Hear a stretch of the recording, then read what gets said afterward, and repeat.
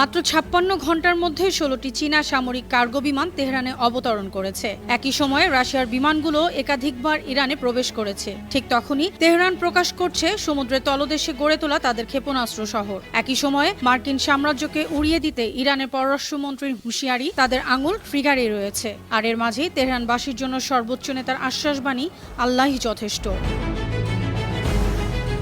Israeli সংবাদ মাধ্যম মার্ভি সহ বিভিন্ন গোয়েন্দা প্রতিবেদন দাবি করেছে মাত্র ৫৬ ঘন্টার মধ্যে চীনের ১৬টি Y-20 নামের বড় সামরিক বিমান তেহরানে অবতরণ করেছে। এই বিমান একবারে ৬০ টনেরও বেশি সরঞ্জাম বহন করতে পারে। একই সময়ে রাশিয়ার সামরিক বিমানও একাধিকবার ইরানে যাতায়াত করে। চীন ইরানে HQ-9B দীর্ঘপাল্লার আকাশ প্রতিরক্ষা ব্যবস্থা পাঠিয়েছে, যা মার্কিন S-300 এর সমতুল্য।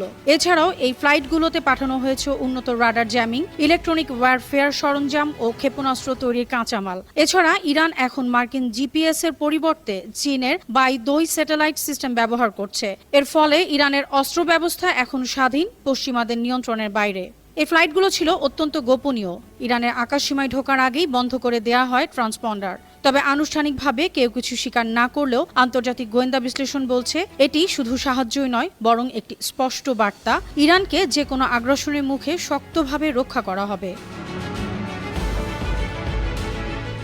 যুক্তরাষ্ট্রের সাথে তুঙ্গে থাকা উত্তেজনার মধ্যেই সমুদ্রের তলদেশে বিশাল এক ক্ষেপণাস্ত্র টানেলের নেটওয়ার্ক উন্মোচন করে চমক সৃষ্টি করেছে ইরান। দেশটির রাষ্ট্রীয় টেলিভিশনে প্রচারিত ফুটেজে দেখা গেছে IRGC নৌবাহিনীর কমান্ডার আলী রেজা তাংসিরি দাঁড়িয়ে আছেন সেই টানেলের ভেতরে, যেখানে সারি সারি কাদের 380L নামের ক্রুজ মিসাইল প্রস্তুত। ইরানের দাবি, এসব ক্ষেপণাস্ত্র ১০০০ কিলোমিটার দূরের লক্ষ্যবস্তুতে আঘাত হানতে সক্ষম, আর তাদের মূল লক্ষ্য পারস্য উপসাগর ও ওমান সাগরে অবস্থানরত মার্কিন নৌবহর।